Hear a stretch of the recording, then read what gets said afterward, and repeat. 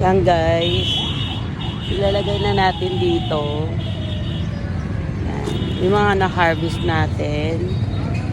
Kasi bababa na natin sa tindahan. Madami ito guys. Pero hindi lahat ay na-harvest kasi nga maliliit pa yung iba. Ayan.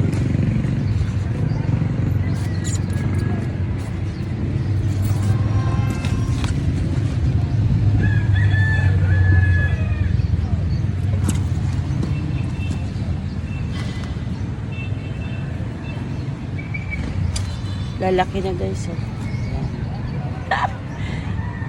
Happy.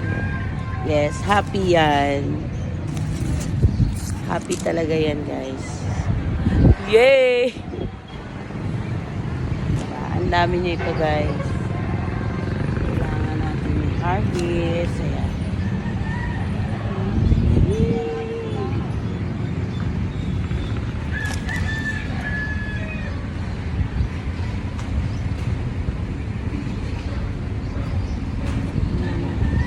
Pichay. Galing sa rooftop. Pichay yan.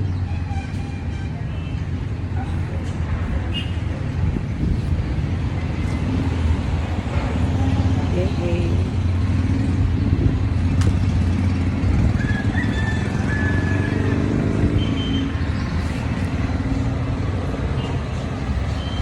Ayan.